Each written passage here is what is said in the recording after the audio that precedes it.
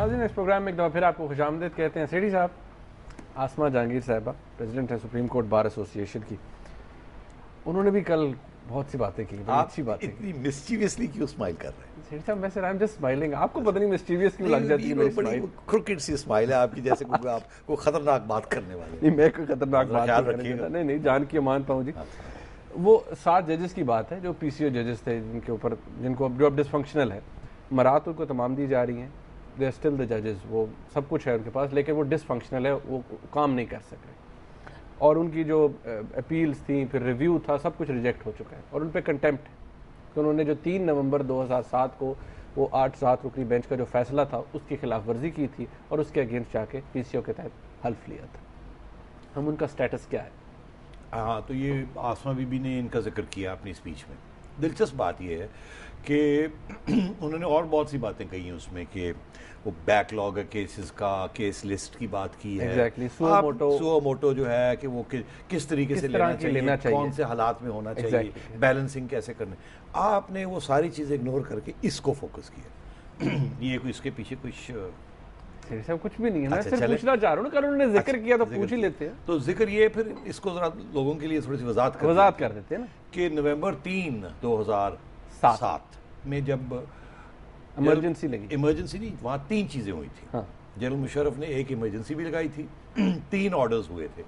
एक proclamation of emergency था, एक जजेस की सैकिंग थी, एक वो नया ओथ लेने की बात थी। तो उसके तहत 11 जजेस को बाद में चीफ जस्टिस साहब ऑफ पाकिस्तान इफ्तिखार मोहम्मद चौधरी साहब ने 11 जजेस को कंटेम्प्ट दिया कि आप को कहा गया था कि आपने इस ऑर्डर को ओबे नहीं करना, जो कि उनका ऑर्डर, मुशर्रफ का ऑर्डर था, और जिसको 7 जजेस, जिसमें चीफ जस्टिस साहब खुद थे, उन्होंने उसको उसको मतलब खत्म कर और कहा था कि जी ये ऑर्डर को ना ओबे करें। इन्होंने जाके ओथ ले लिया, जिसमें जस्टिस डोगर भी थे, वो बाद में सुप्रीम कोर्ट चीफ जस्टिस बन गए। अब ये 11 जजेस थे,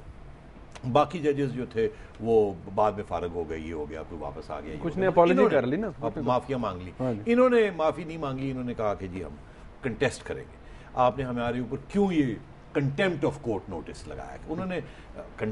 कहा जी कंटेम्प्ट इसलिए आपने हमारी बात नहीं मानी, आपके ऊपर कंटेम्प्ट हो गई। जुडिशरी के जज की कोई बात ना माने तो कंटेम्प्ट हो जाती है, उन्होंने कंटेम्प्ट नोटिस लगा दिया। अब ये चल रहा है मामला, और इन्होंने 4 जज इनमें से रिटायर हो चुके हैं, जिसमें जस्टिस जोगर भी हैं, 7 हैं जो अभी भी अदालतों में हैं, उनको डिसफंक्शनल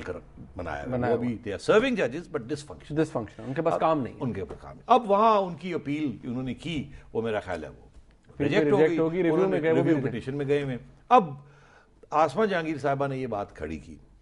और अब हमारी खबर के मुताबिक, हो सकता है मैं गलत हूँ, मगर मेरा ख्याल है ये सही है कि अब 29 तारीख को चीफ जस्टिस साहब ने हियरिंग रखी हुई है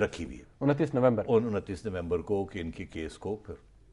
तो लगता है ऐसे है कि वो बात जो है वो समझ आ रही है कि अब वो आसमा का ये था कि इसको डिस्पोज ऑफ करें, और कॉन्स्टिट्यूशन और कानून के मुताबिक इसको डिस्पोज ऑफ करें। इसको मतलब है कि ये जजेस डिसफंक्शनल कैसे हो गए? जज तो डिसफंक्शनल होता नहीं, या होता है या नहीं होता है तो फंक्शनल होता है। तो वो लंबी चौड़ी उनकी आर्ग्यूमेंट्स हैं, मैं उसमें जाना नहीं चाहता, मगर मैं 2-3 चीज़ें कहना चाहता हूँ क्योंकि ये इसकी अहमियत क्यों है। पहली बात तो ये है कि अगर सुप्रीम कोर्ट के जजेस को कंटेम्प्ट में आप धर लेते हैं, तो फिर Supreme Court as an institution, उसकी क्रेडिबिलिटी, उसकी इज्जत, वो कहाँ जाती है? कॉम्प्रोमाइज़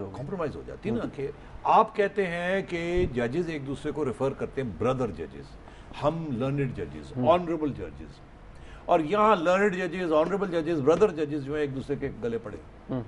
और वहाँ अगर इस किस्म की ये इंटरनल रिफ्ट शुरू हो जाए जो कि पब्लिक में आ जाए, तो ये इससे सारी जुडिशरी जो है वो डिस्क्रेडिट हो जाती। तो ये एक सियासी आर्गूमेंट है, ये मेरा ख्याल पिटीशन में इसका कोई नहीं, मगर वो स्टेबिलिटी की जो बात हो रही थी उसके मैं इसको लिंक करना चाह रहा हूँ। दूसरी बात ही बड़ी अहम है, मैं आपको गालबन 1973 में एक बड़ा दिलचस्प केस हुआ। हमारे दोस्त मुजीबुर रहमान शामी साहब, जो सब उनसे तो वाक़िफ़, बड़े मशहूर सहाफ़ी,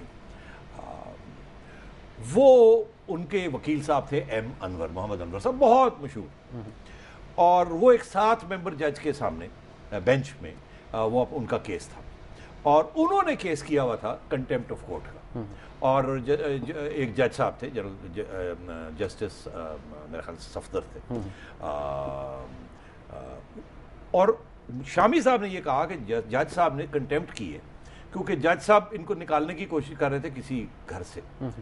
تو انہوں نے کوئی کیس کیا ہوا تھا تو انہوں نے کیس کر دیا جج صاحب کے اوپر کہ جی یہ ہائی کورٹ کے جج ہیں یہ کل کو چیف جسٹس بھی بن جائیں گے تو یہ انہوں نے کنٹیمپٹ کی ہے by using his authority to have me evicted تو مجھے نکال دیں تو وہاں 7 ممبر بینچ تھا بڑا دلچسپ کیس ہے بڑے بڑے دیو بیٹھے ہوئے تھے اس میں جو بعد میں دیو بن گئے اس وقت بھی وہ دیو تھے چھوٹے دیو تھے پھر بڑے دیو جسٹس نسیم حسن شاہ جو یہ چیف جسٹس آف پاکستان بنے جسٹس اللہ جو چیف جسٹس آف پاکستان بنے یہ ہائی کورٹ کا بینچ پھر جسٹس شفیع الرحمان جو کہ آپ کو پتہ ہی ہے بہت اہم ان کا رول رہا ہے وہ کمیشنز پہ بھی بیٹھے ہیں مرتضیٰ کمیشن میں بھی تھے وہ جو بھٹو کی جو اسیسینیشن ججز نے پوچھا ایم انور صاحب کو کہ ایم انور آپ کہہ رہے ہیں کہ جج نے کنٹیمپٹ آف کورٹ کی ہے بس آپ ایسے کریں کہ ذرا ہمیں کوئی ریفرنس حوالہ دے دیں کہ دنیا میں کوئی کیس ایسا ہوا ہے جس میں کسی جج نے کنٹیمپٹ آف کیس کیا ہو کورٹ کیا ہو تو آپ کوئی حوالہ ہمیں دے دیں تاکہ ہم آگے بڑھ سکیں بڑی مسکراہٹ کے ساتھ توہین عدالت کی ہو توہین عدالت کسی جج نے تو ہمیں ایک تو حوالہ دے دیجیے تاکہ کیس کو آگے لے کے چلے آپ کی بات سننے کے لیے تیار ہو جائے کوئی ریفرنس تو ہو تو ایم انور صاحب بیچارے کبھی ادھر سوچیں کہیں مائی لارڈ ہو ابھی تو مجھے ٹائم چاہیے ہوگا میں نے تو سوچا نہیں ابھی شاید نہیں ہے انہوں نے کہا آپ سوچ لیں مت لے لیں ایکچولی بات یہ ہے کہ بڑا مشکل ہے یہ ڈھونڈنا کنٹیمپٹ آف کورٹ کسی جج نے کی ہو ٹھیک ہے تو عرض یہ یہاں 7 ججز کے اوپر ڈس فنکشنل بنایا ہوا ہے اور ان کو کنٹیمپٹ آف کورٹ کے نوٹسز دیے تو ایک یہ دوسرا پوائنٹ جو میں کہنا چاہ رہا تھا ایک تیسرا بہت اہم پوائنٹ ہے بہت اہم ہے ورنہ اگر بریک ہے تو پھر خطرناک پوائنٹ ہے تو میں مختصر سے کرتا ہوں بہت خطرناک ہے بہت بریک کے بعد کر لیتے ہیں چلیں بریک کے بعد کرتے ہیں نہیں خطرناک پوائنٹ ہم سیٹی صاحب سے بریک کے بعد پوچھیں گے مولانا فضل الرحمان صاحب کیسے راضی ہو گئے پہلے RGST کے خلاف تھے پھر اس کے حق میں ہو گئے یہ کیسے ہوا یہ بھی سیٹی صاحب سے پوچھیں گے ایک بریک کے بعد ہمارے ساتھ رہیے گا